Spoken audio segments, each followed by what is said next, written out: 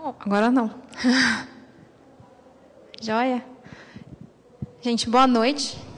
Muito obrigada às pessoas que estão aqui essa hora ainda. Primeiro eu queria falar um pouquinho o contexto em que nasce esse trabalho. Eu fiz um curso que é do Programa de Formação de Conselheiros Nacionais, que nasce de uma parceria entre a Secretaria da Presidência da República e a UFMG, e que tem uma monografia no final do curso de especialização.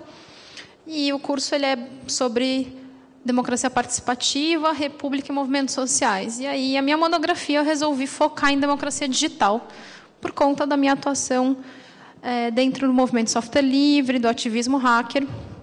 Então, uma das coisas que eu começar a falar é que existem, né, existe uma dicotomização atualmente entre a democracia participativa e a democracia representativa e seus respectivos mecanismos, como se uma necessariamente fosse excludente da outra. E eu queria esclarecer que essa palestra, que esse bate-papo, ele vai partir do pressuposto que não existe dicotomia, que existe complementaridade, e que mecanismos de participação e de representação, eles compõem conjuntamente o aspecto democrático.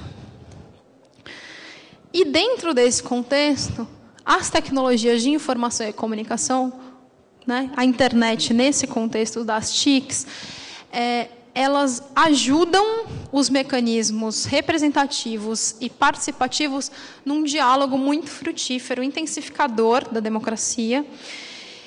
E aí, uma das coisas que eu me perguntei, né, para fazer esse trabalho, a pergunta que foi, é o quanto as pessoas da sociedade civil conhecem e reconhecem os mecanismos de participação digital. E, além disso, como que é o impacto desses mecanismos digitais de participação no governo, nos governos que promovem essas iniciativas. E aí aí estão listados, na realidade, vários mecanismos de participação social, que inclusive constavam da Política Nacional de Participação Social, e alguns já são bastante consolidados, como as audiências públicas, conferências, conselhos, orçamento participativo, aqui no Rio Grande do Sul, onde eu fiz esse encontro, é o berço do OP. E também, na PNPS, constava os mecanismos digitais de participação. Então, cada vez mais, a dimensão digital adquire reconhecimento institucional, social, governamental, como um mecanismo de participação relevante e real.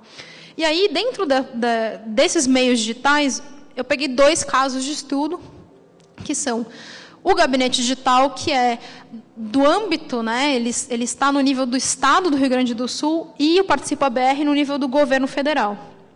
Dentro disso, tem 3 grandes pilares que são a base dessa questão da democracia digital, ou seja, da dimensão digital da democracia, na realidade. A internet, né, então, pensar que a internet ela nasceu, não foi como um produto de mercado, ela nasceu como uma ideia, ela nasceu na academia, com a noção de que a inteligência ela está nas pontas, ela é distribuída. O Cardon ele vem recentemente colocar a reflexão de que o processo comunicativo, quando você está na internet, você deixa de ser apenas receptor da informação, como você é quando você está vendo só a televisão. Então, você não decidiu nada sobre a pauta do Jornal Nacional, você está assistindo. Você não decidiu nada sobre como vai ser a novela das 8 e você está assistindo. Na internet, você é muito mais ativo no processo comunicativo. Então, você é tanto receptor quanto emissor da informação. Cada pessoa, né, você consegue se interligar a outras pessoas e, dessa forma, você constitui a noção de rede e de nós. A internet ela aproxima as semelhantes, né? Não necessariamente ela aproxima as diferenças, mas ela, muitas vezes, obriga a convivência das diferenças. Isso é uma coisa que também vem sendo estudada. E o cyberespaço, que a gente chama, né, que é esse espaço que não é material, mas é onde muita gente passa horas e convive, conversa, e constrói ideias e tece relações, né, esse lugar que a gente chama de cyberespaço, é muito maluco, porque ele constrói essa noção de que eu estou conversando com a minha amiga da Bahia, mas o fato de eu estar em São Paulo, estar no Rio Grande do Sul e ela estar na Bahia, passa a ser um fato muito menor.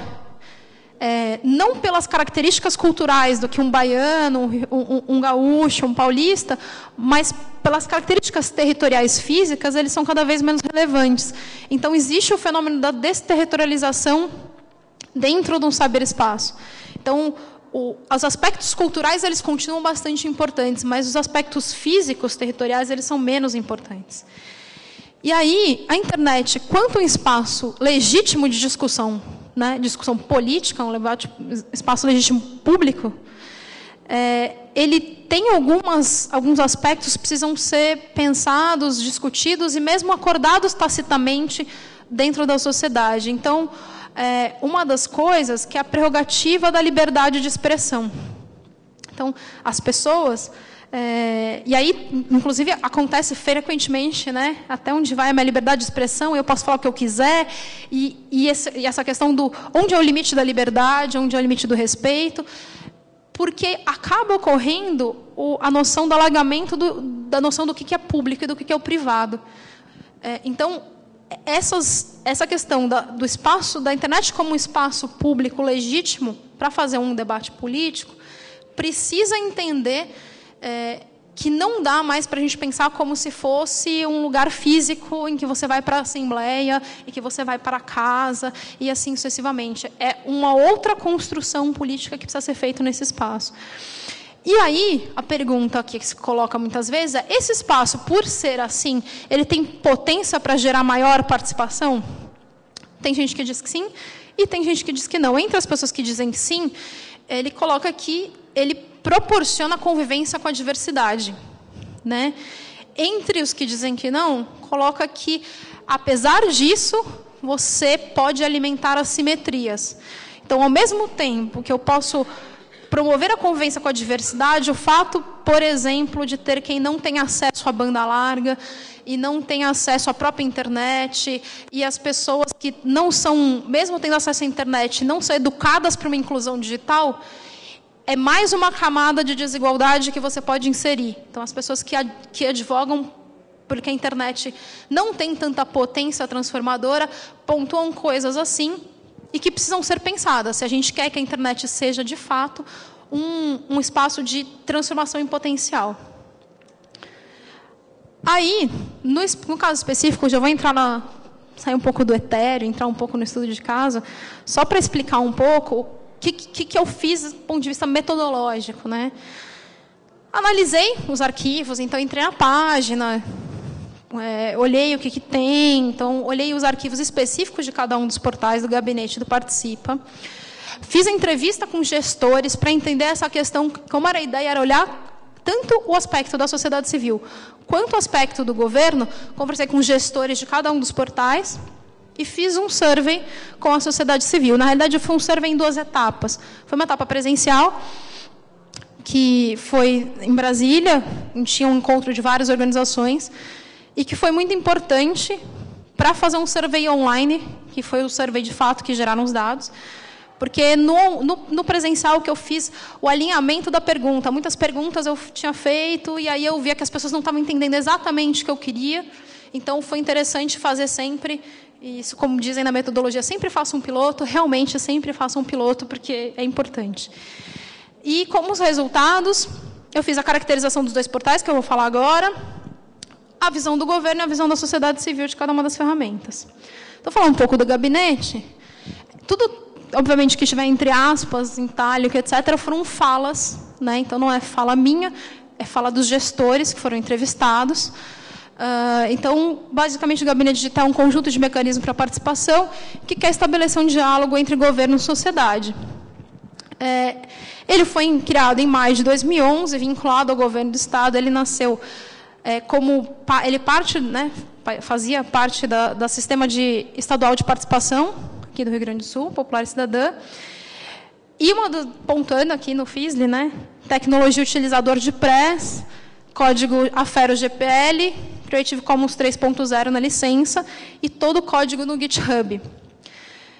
E, basicamente, quem trabalhou, né, quais são, só para você ter o tamanho de equipe, né, o pessoal, 3 pessoas da Procergues e 11 pessoas no Palácio Piratini. Ele tinha, né, tinha 4 ferramentas, 4 mecanismos, né? Então, se a gente pensar que o gabinete era uma plataforma, consistia em 4 mecanismos. O governo escuta, que é uma audiência pública online, assim, resumidamente, né? Simplificadamente falando. O governo pergunta, onde o governador propunha uma pergunta para ouvir a opinião popular, né? Então, se fosse há um tempo atrás, poderia ser: o que vocês acham da redução da maioridade penal?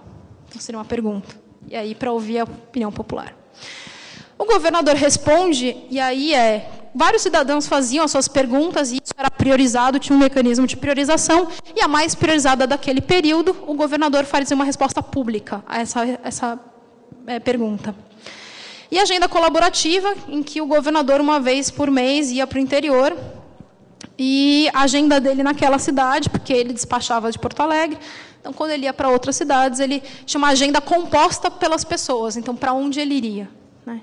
Foi descontinuada, porque as pessoas, quando ele ia para lá, na realidade, não teve tanto sucesso, as pessoas não queriam tanto compor a agenda dele, muito mais interagir com ele onde ele estivesse.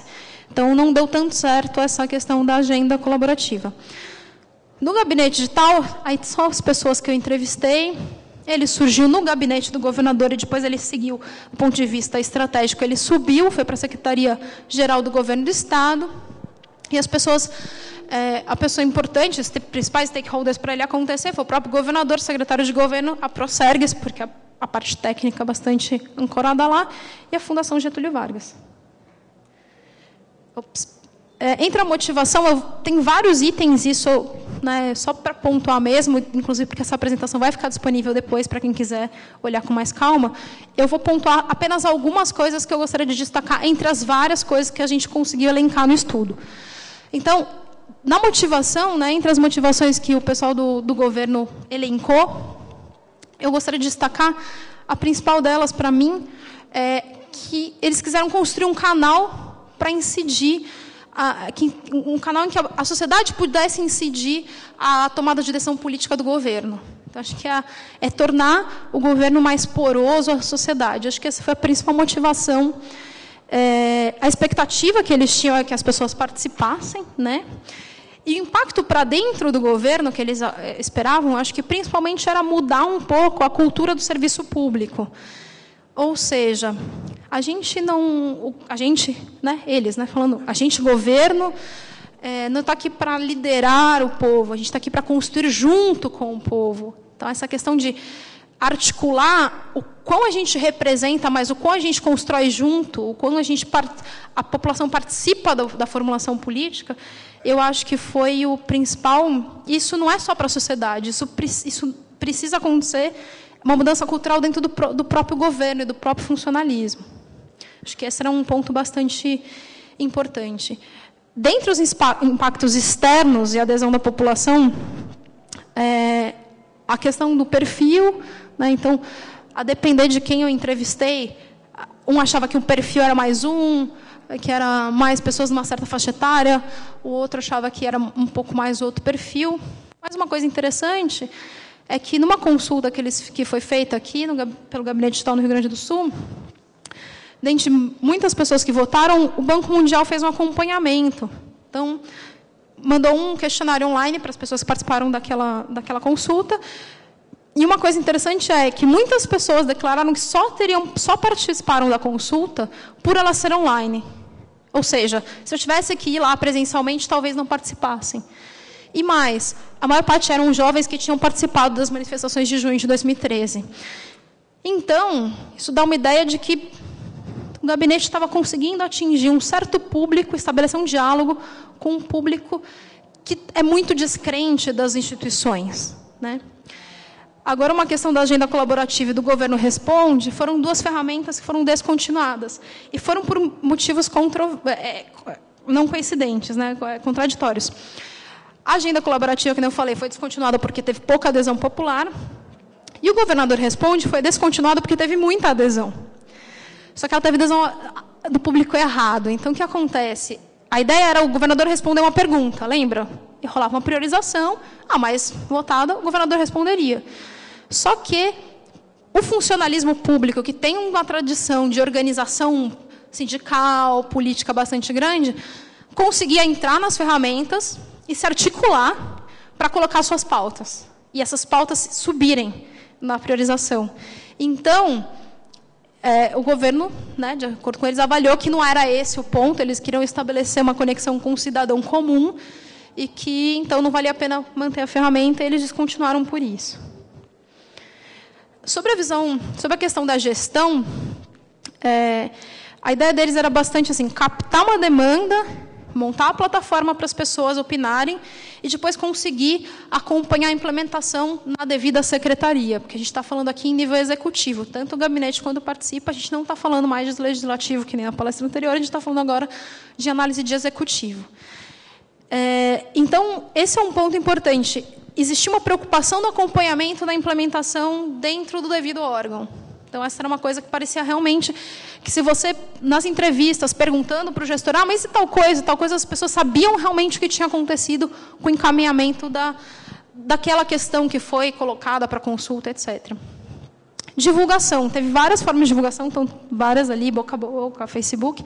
Mas uma coisa que não é comum, que são as vans da participação com tablets. Eles tinham algumas vans e que eles iam para algumas cidades com tablet e explicavam lá, colocavam um bannerzinho, explicavam o que estava acontecendo para as pessoas votarem.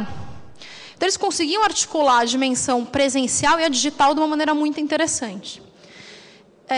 A formulação da agenda, né, que, assim, o que era votado, isso vai depender muito de qual ferramenta que a gente está falando, se é do governador responde, se é do governador pergunta.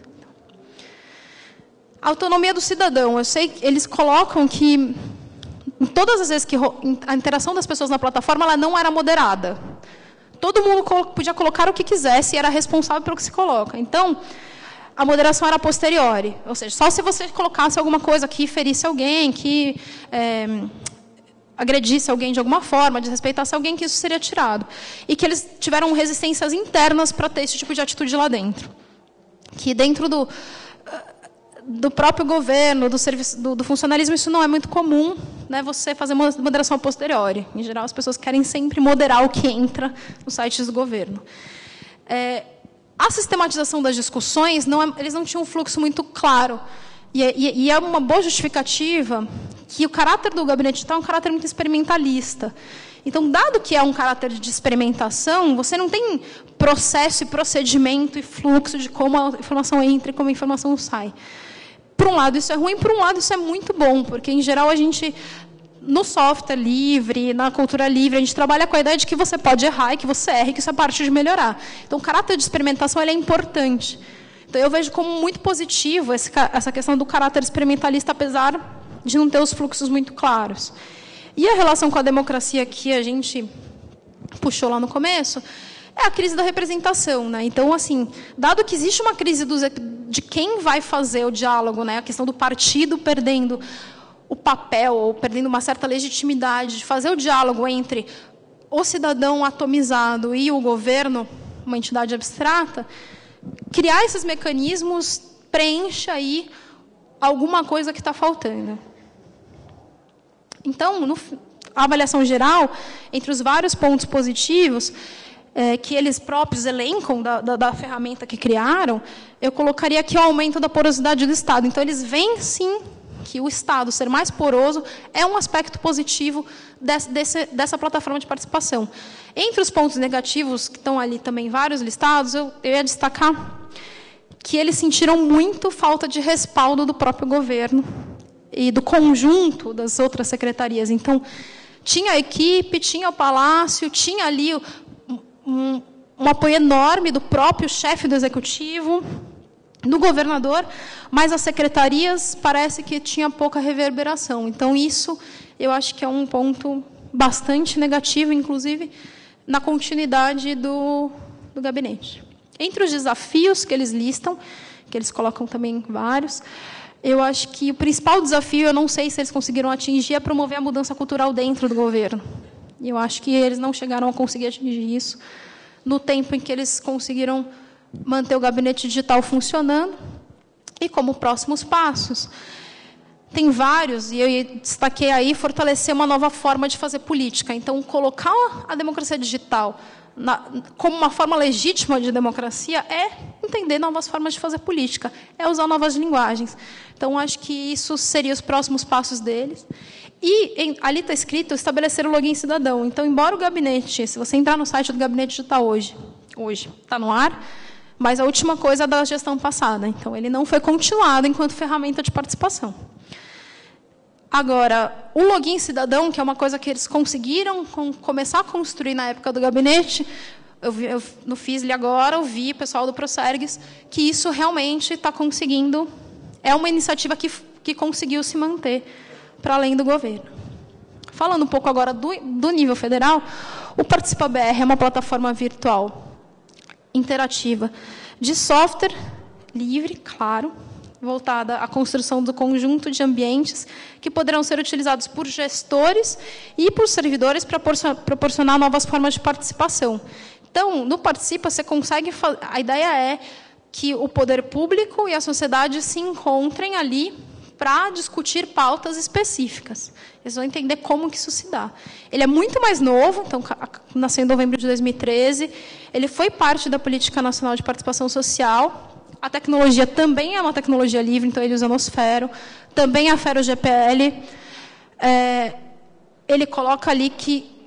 Por que eu coloquei recomenda esse conteúdo em Creative Commons? Porque no Participa, como ele, na realidade, é uma rede social, né, tem uma estrutura de rede social, as pessoas colocam os seus próprios conteúdos. Então, quem põe o seu conteúdo é o autor do seu conteúdo. Então, existe uma forte recomendação para que, ao governo colocar, as pessoas colocarem as coisas ali, elas já tenham a consciência e coloquem sobre uma licença de conteúdo Creative Commons. E eles usam um repositório que é o GitLab, enquanto o gabinete usa o GitHub. E aí eu sei que tem gente, inclusive, aí que faz toda uma discussão do que é melhor das políticas do GitHub e do GitLab, então, só que talvez isso seja importante para algumas pessoas. Organização, a equipe é muito parecida em tamanho, tem 8 servidores do PNUD e mais 2 da própria Secretaria da Presidência. E as ferramentas, nesse caso, como eu disse, é uma rede social, então são várias comunidades que se formam ao redor de algumas pautas, né? Ele tem o fórum, que é o fórum de discussão. Tem uma ferramenta que você pode usar, que é o comentário por parágrafo. Então, você coloca um texto para consulta e você pode comentar por parágrafo aquele texto. Você pode fazer avaliação de proposta aos pares. Então, você vai fazendo um mecanismo de priorização. Então, é o Pairwise, que o gabinete também usava nas consultas, usou também a avaliação de proposta aos pares. Tem um hub. Então, é uma outra ferramenta que ele concentra informações do Facebook e do Twitter nesse hub. Então, ele consegue estabelecer uma comunicação com outras redes, que não é a própria rede social em que ele age. Então, de alguma forma, ele consegue captar, vamos supor, se ele quiser fazer alguma avaliação de sentimento com algumas palavras-chave que estão rolando, ele consegue fazer esse monitoramento. Tem o hub. E tem as trilhas de participação, que, no fundo, é a combinação das outras coisas. Então, eu quero fazer um processo participativo, em que eu primeiro vá criar a comunidade e vá colocar um documento para consulta. Depois, a partir dessa consulta, pode ser uma sistematização no fórum, e depois eu posso colocar as 5 propostas, ou as 10 propostas, na avaliação aos pares. Então, essa trilha de participação consegue usar as outras ferramentas para construir uma trilha e um processo participativo um pouco mais complexo. Entra, novamente, a visão do governo, então, as pessoas que foram entrevistadas. E o surgimento dele foi muito no contexto... Foi em novembro de 2013, então a gente não tem como ignorar que as manifestações de junho de 2013 influenciaram bastante, ou pelo menos impulsionaram muito. Finalmente existia uma plataforma de nível federal nesse sentido. Entre as motivações que estão listadas aí, a questão da experimentação volta novamente aí, mas e aí também se coloca a questão do envolvimento direto com o cidadão em decisões sem que você precise de um filtro. E essa lógica, né, o governo tentar estabelecer um diálogo com o cidadão sem um filtro, é uma clara resposta às manifestações de junho de 2013, onde os filtros não conseguiram fazer mediação de diálogo com o governo. Então, assim, as pessoas foram para a rua, os governos não sabiam o que fazer, e é isso. E você quer falar com os partidos, e quem que é o líder, e não tem líder, e como que a gente lida com essa coisa. Então, a democracia digital ela tem um pouco disso, de como a gente consegue estabelecer diálogo com a sociedade, dada a crise da representação e a crise da legitimidade partidária que a gente vive. Entre as expectativas iniciais, eu vou colocar aí, controlar a expectativa do usuário, mas gerar os casos de sucesso, tanto para o público interno quanto para o externo. Então, a ideia não era fazer, vamos dominar o mundo e fazer tudo. É muito claro a humildade que a equipe tem e falar, olha, a gente quer fazer alguma coisa. E essa coisa seja muito bem feita e que dê certo. Porque daí a gente consegue fazer mais outra, e a gente consegue fazer mais outra. Então, isso é uma estratégia que está muito clara, e entre todas as pessoas entrevistadas, esse discurso é muito alinhado. Impacto para dentro do governo, isso é uma coisa importante de pontuar, que, assim, a quem já tinha predisposição, ou seja, as iniciativas do governo, os órgãos do governo que já queriam fazer consulta, queriam estabelecer relação com a sociedade, viram no Participa BR uma oportunidade de usar. Beleza, agora alguém fez uma ferramenta, a gente pode fazer, finalmente, uma consulta, porque está pronto. Agora, quem não tem a cultura da participação no DNA, é muito lento e é muito baixa a adesão. E mesmo quando, às vezes, vai fazer alguma consulta, então, a gente tem atualmente consultas acontecendo no nível executivo que não são no Participa BR. Então, por exemplo, o Ministério da Justiça está fazendo consulta, mas não é via Participa BR. Então, assim, a questão da adesão dos próprios órgãos do governo ao Participa BR é uma coisa que ainda não rolou. Não rolou, pelo menos, não plenamente. Impacto externo e adesão da população. Na hora que se fala com os consultores que trabalham na plataforma, existe um tom de frustração. Ou seja, a gente fez uma plataforma legal e tal, mas que a adesão das pessoas ainda é muito parca. As pessoas... Acho que ainda não... Fica uma sensação, a gente ainda não entendeu como engajar a pessoal nessa participação no Participa BR. Sobre a gestão, a ideia é como que você faz uma comunidade. As pessoas, né, que querem discutir um tema, tem que ter necessariamente sociedade civil e órgão do governo para essa comunidade nascer. Não é para ela funcionar, não. Para ela existir, é mediado. Então, se não tiver nenhum ente do governo que tope fazer esse diálogo com a sociedade civil, a comunidade não acontece. Então, muitas comunidades podem não nascer. Isso é uma coisa da característica do Participa. Só que, por outro lado, se faz um esforço, a equipe do Participa faz um esforço para buscar esse ente do governo para fazer esse diálogo, para poder fazer a comunidade nascer. Então, você fica aí numa gestão compartilhada. Então, você necessariamente tem que ter alguém no governo e alguém na sociedade. Então, isso é uma coisa que é da gestão da própria... intrínseco da característica da gestão. E entre a divulgação, tem vários meios de divulgação, e achei interessante eles colocarem que tuitaços são um meio oficial de divulgação. Então, achei uma coisa bacana. Na formulação da agenda, também eu destaco a combinação, né, que eu acabei de falar, tem que ter interesse concomitante entre a sociedade civil e o governo, senão não rola. Então, assim... Isso é uma coisa a ser discutida, a gente pode abrir para debate, inclusive, mas esse é o formato que está dado. E sobre a autonomia do cidadão e a sistematização das discussões, as respostas que foram dadas é que depende da ferramenta. Então, se for um comentário por parágrafo, como que vai sistematizar, ou se for um hub, como que vai sistematizar, é porque depende do input, né? A relação com a democracia... Coloquei uma citação ali, né, que é um laboratório em que uma nova democracia está surgindo. Coloca a participação direta, os mecanismos de participação, a questão do fazer com, né, de forma conjunta, é uma coisa muito constante e alinhada nos discursos. E os cases de sucesso que eles estavam falando que buscavam, então, tem 2 cases de sucesso que, de fato, foram, assim, se você olhar, O caso da Comigrar e a ArenaNet Mundial foram realmente 2 cases de sucesso que conseguiram fazer. Dentre os pontos positivos aí, realmente, tem vários, né, e eu estou destacando o que é, na minha opinião, que eu achei mais legal. É a questão da plataforma livre e aberta. No Participa BR, parece um pouco que, inclusive, as pessoas não técnicas são muito alinhadas à questão do software livre, à liberdade enquanto filosofia. Então, todo mundo, todos, sem exceção, citam a questão de ser uma plataforma livre, ser uma plataforma aberta, estar com código aberto, estar no GitLab. Já no gabinete digital, essa preocupação ela fica mais nos atores técnicos. Os atores políticos, isso é menos presente, menos enfático.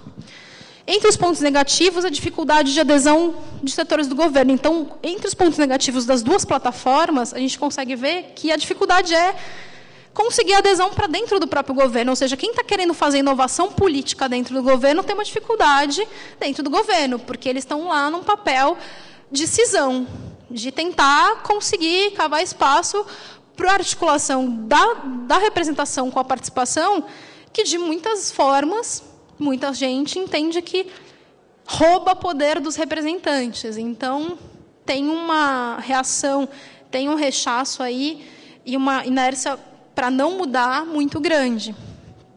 Entre os desafios que eu ia destacar é a superação da lógica da formação das comunidades caminhando para um processo mais autorregulado, ou seja, existe um reconhecimento que essa formação de comunidade, como ela é, como eu coloquei, precisa melhorar. E, por outro lado, entre os próximos passos, eles colocam aí que é divulgar a plataforma para que ela seja apropriada pelo conjunto da sociedade.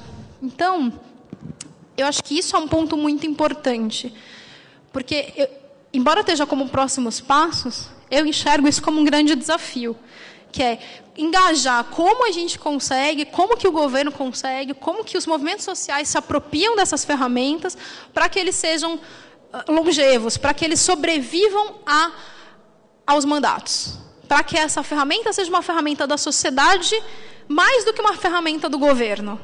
Eu acho que essa é uma provocação que a gente podia levar para casa, pensar no banho, conversar com os colegas e tentar construir algo em cima disso. Mas, como eu falei, eu não falei apenas com o governo, também falei com a sociedade civil. Então, a etapa piloto foram 31 questionários, em que eu consegui ali cercar um pouco a questão, e aí eu fiz aí a etapa online, tive mais de 500 respostas, quase 300 que eram válidas. Válidas porque tinha que ser completo, né? Então, tinha gente que não respondia várias coisas, então não dava para fazer as análises. E de todas as regiões do Brasil. Então, foi uma coisa... Eu peguei a base de endereços do mapa das organizações da sociedade civil. Por isso, eu acho que a idade ficou por volta de 45 anos. Porque quem está cadastrado nisso, na realidade, é quem já é atuante de movimento social. Então, aquele perfil que o gabinete digital mostrou, que aquele jovem que não participaria da votação se não fosse online, aquele jovem que foi nas manifestações de junho, então, não consegui, com as minhas limitações de pesquisa, eu não consegui chegar nesse perfil. O perfil que eu cheguei, dadas as condições, é majoritariamente as pessoas de movimento social tradicional. Tá? Dentre essas pessoas, o que acontece? Quando a gente faz questões quali, a gente geralmente, em vez de traçar com correlação a gente faz com um dado quant, né? Com questão quali, a gente faz mapa. Então, com questão quali, a gente fez mapa perceptual. Então, o que acontece? No Participa BR, que é a parte de cima, o mapa perceptual ele vai avaliar. Então, pensem no sim e no não. O que é o sim e o não? Conheço, que é o grau de conhecimento. Conheço ou não conheço? Então, tinha uma pergunta que é, você conhece alguma ferramenta de participação digital? Sim ou não?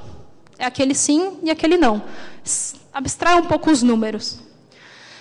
Agora, a abrangência. Então, a questão é, abrangência nacional, o que significa? Eu peguei todo mundo que respondeu. Então, peguei a amostra todo mundo. A pergunta seguinte, além de conheço, era, você conhece? Conhece em que nível? Federal, estadual ou municipal? Então, a maior parte das pessoas que conhece, que é o sim, conhecem no nível federal. Por quê? Porque o federal está mais perto. Pensem nisso como uma medida de quanto mais distante, né, quanto mais perto, mais próximo o significado. Então, a esfera federal, ou seja, quem conhece alguma plataforma federal, geralmente quem conhece, conhece federal. Quem não conhece, não conhece. E o grupo de pessoas que respondem que não conhecem é municipal e estadual. Então, a gente percebe que o Participa BR, ele tem, sim, uma influência, e tem, sim, uma influência nacional. Mesma leitura a gente pode fazer agora do gabinete digital. O que eu fiz? Eu só peguei agora quem é respondente do Rio Grande do Sul. Então, eu só estou olhando para quem é gaúcho. Dentre os gaúchos, eu fiz a mesma análise. E aí, o que acontece? Olha só, o estadual, que quando em nível federal, quando em nível nacional, né, quando eu peguei a amostra inteira, estava lá perto do não, quando eu pego só quem é do Rio Grande do Sul, vai perto do sim. E aí, uma das coisas que a gente infere é, sim, o gabinete digital é alguma plataforma, provavelmente ele influencia o fato das pessoas conhecerem algum mecanismo de democracia, de participação digital, porque você tem esse movimento aí no Rio Grande do Sul em específico, né? Uma das coisas interessantes, aí olhando o gabinete junto com o Participa, quem conhece ferramentas de participação em nível federal, frequentemente conhece também em nível estadual e também em nível municipal. Então, o conhecimento de uma plataforma induz o conhecimento de outras. Então, assim, você pensar numa iniciativa, falar, não, mas isso não surtiu efeito.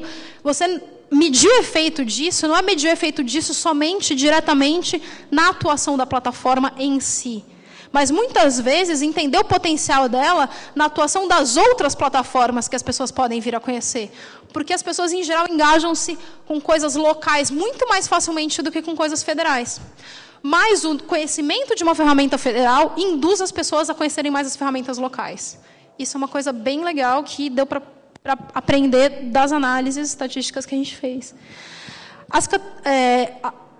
Deixa eu ver isso aqui. Não. E as categorias das variáveis específicas dos portais Participa e Gabinete têm uma associação entre si. Ou seja, novamente, aqui eu estava falando federal, estadual e municipal. Que a pergunta era, você conhece federal, você conhece estadual, você conhece municipal? Tinha uma outra pergunta, você conhece o Participa, você conhece o gabinete? E aí era nominado. E aí, novamente, geralmente quem conhece o Participa conhece mais o gabinete. E quem conhece mais o gabinete, conhece mais o Participa. Então, existe aí uma indução de comportamento entre essas duas plataformas. E não apenas entre essas duas plataformas, mas também com a plataforma do Portal da Transparência, que é uma plataforma mais consolidada, é a mais antiga delas. Entre as plataformas que eu coloquei para as pessoas responderem estavam o Participa, o Gabinete, o Portal da Transparência, o e-Democracia. E mais uma que eu não lembro agora. Então, mas o Portal da Transparência é extremamente forte para qualquer outro. Então, em geral, as pessoas elas buscam no Portal da Transparência porque ela tem muitos dados de orçamento. Então, são pessoas que ativamente procuram informações de orçamento dos seus municípios, estados, etc.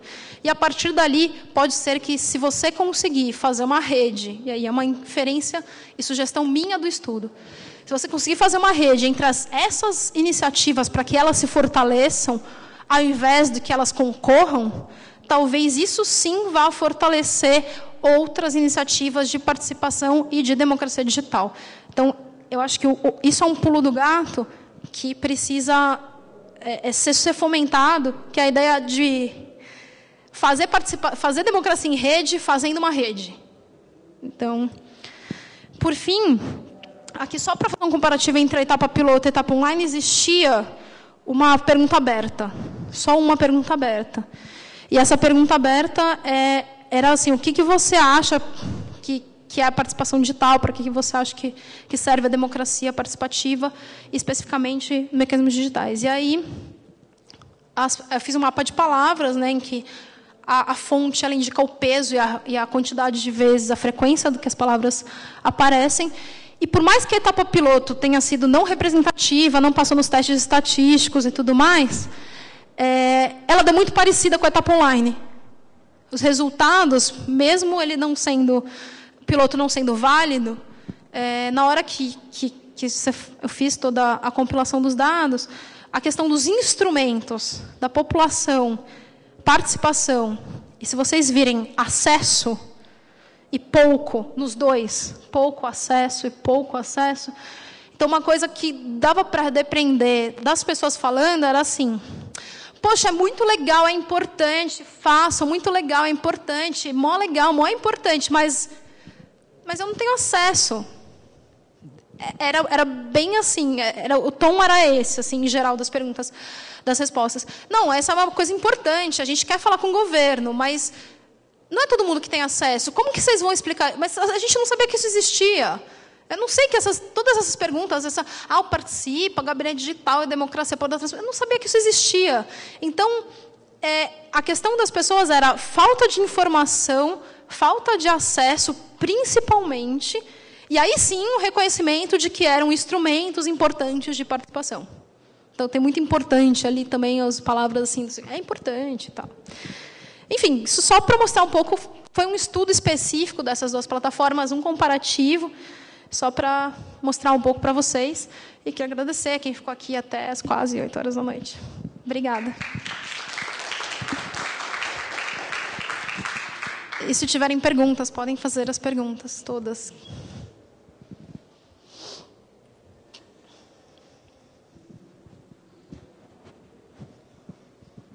Olá, eu sou Fabrício. Oi. Eu trabalhei até 2013 como coordenador do Gabinete Digital e em 2014 como consultor de metodologias digitais do Participa BR. Achei muito legal o seu trabalho, parabéns. Obrigada.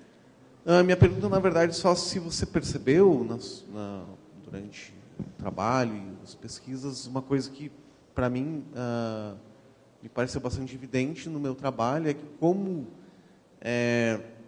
e das outras tantas plataformas que a gente pesquisou e se baseou, como é difícil impor uma pauta, uma agenda externa ao governo, né?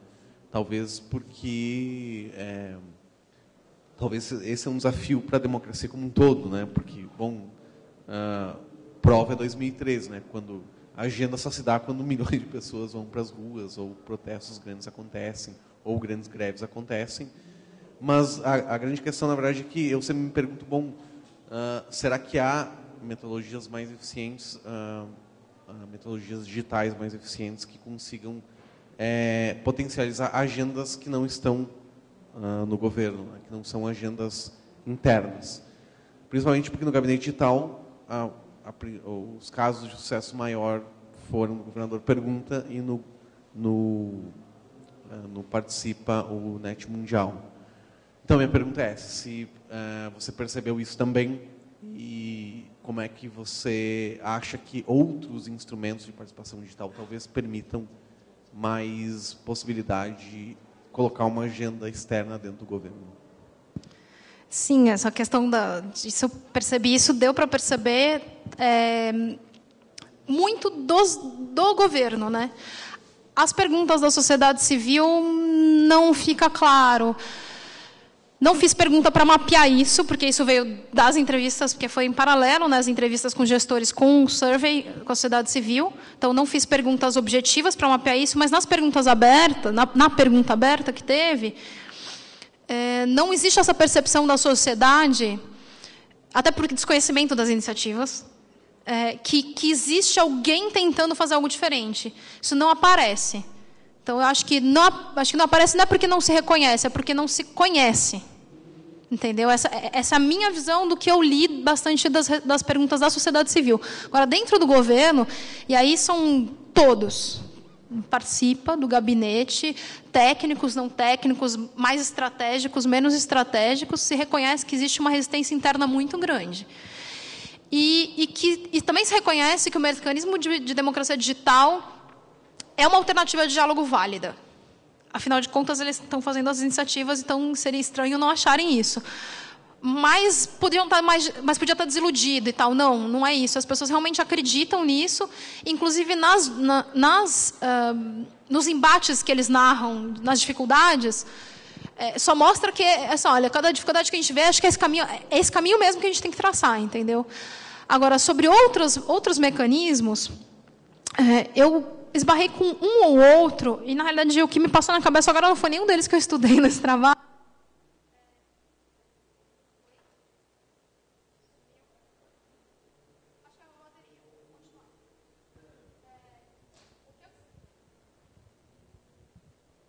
O que aconteceu nesse trabalho, eu não vou falar, né, que na realidade, eu olhei lá o caso de Amsterdã, da cidade digital e tudo mais, que inclusive eu sei que no própria concepção do gabinete vocês fizeram vários estudos nesse sentido. Eu pensei em coisas mais ligadas a coisas que são iniciativas talvez da sociedade menos do governo.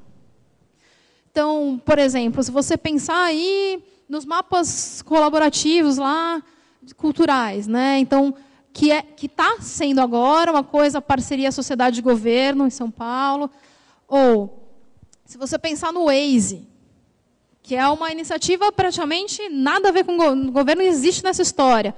Mas o quanto essas iniciativas crowdsourced a gente não consegue potencializar enquanto sociedade para conseguir diálogo com o governo ou vice-versa, entendeu? Porque, de repente, pegar uma ferramenta que a sociedade já se apropriou, ou já reconhece, ou alguma coisa nesse sentido, porque eu acho que existe uma dificuldade mesmo em engajamento. Existe uma grande dificuldade de engajamento, mas não é porque é exclusividade da plataforma digital. Existe dificuldade de engajamento político, ponto. Entendeu? A questão da plataforma ser digital é talvez facilitar. Assim, você tem um morro a transpor, né? Que é a energia de ativação, a dificuldade de chegar lá, que é o engajamento político. Talvez o morro com a questão digital ele seja menor, mas ainda assim a gente não consegue transformar num plano. Entendeu? Eu vejo nesse sentido. Não sei se eu respondi a sua pergunta ou não respondi a sua pergunta. Não sei se tinha alguém que mais tinha pergunta aqui. Tinha mais um lá.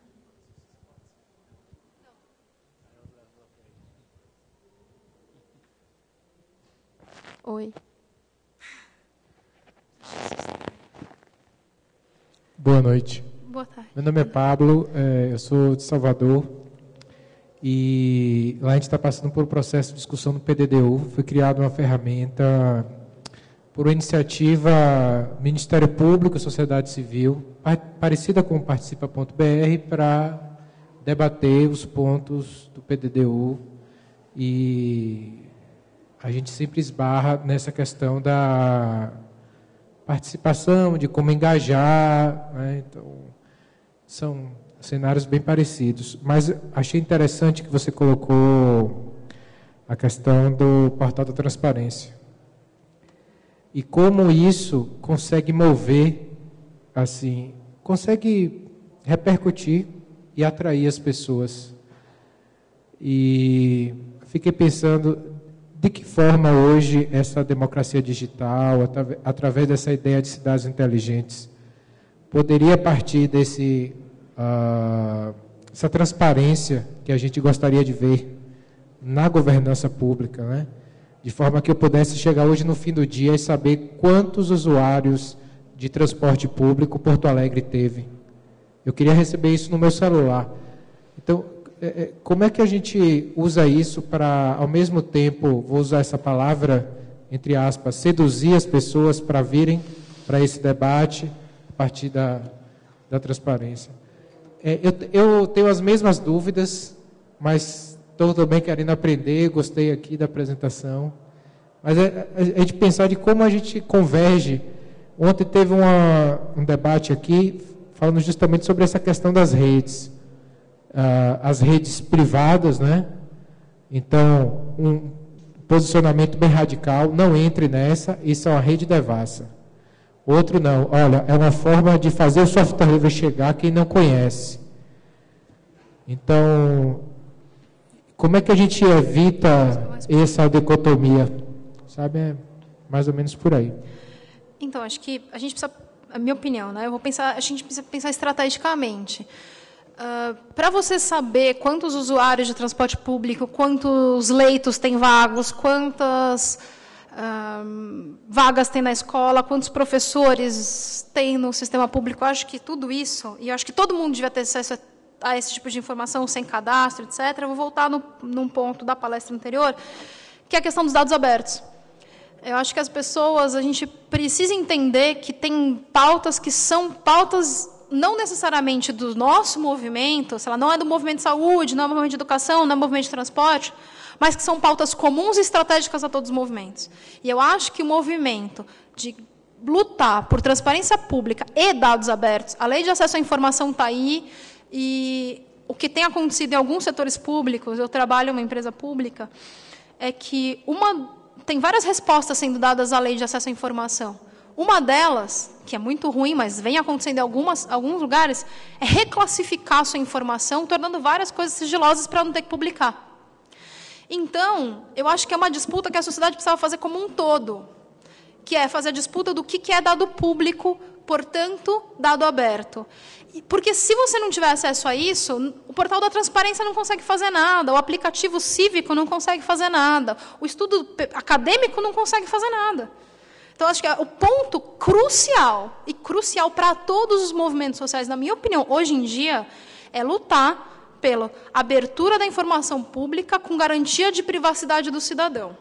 É entender que a esfera pública tem que prestar contas e tem que abrir tudo. Tudo. Eu sou funcionária pública. Você vai lá, vai ver meu salário. Quando eu prestei concurso, eu sabia que meu salário ia estar lá. Não quero isso, não vou ser servidor. Entende? Então, isso é um ponto. Concatenado com isso, entender que o direito à privacidade do cidadão precisa ser mantido. Então, são duas coisas, que são as duas disputas, na minha opinião, extremamente estratégicas para todos os movimentos sociais que precisam se solidarizar nesses pontos. Porque, sem essas duas coisas, o movimento de saúde, o movimento de educação, o movimento de transporte, todos os movimentos não vão conseguir nem ter acesso aos dados para militar e vão estar expostos pessoalmente por violação de privacidade. Então, acho que esses são os dois caminhos que a gente tem que tomar enquanto movimento social, enquanto sociedade. Assim, que eu vejo, pelo menos. Entendeu? Enfim, acho que é uma opinião. Obrigada. Acho que acabou o tempo, gente. Obrigada pela... mas a gente conversa embaixo. Não, 2 segundos de conversa. Gente, obrigada mesmo por ficarem aqui até essa hora.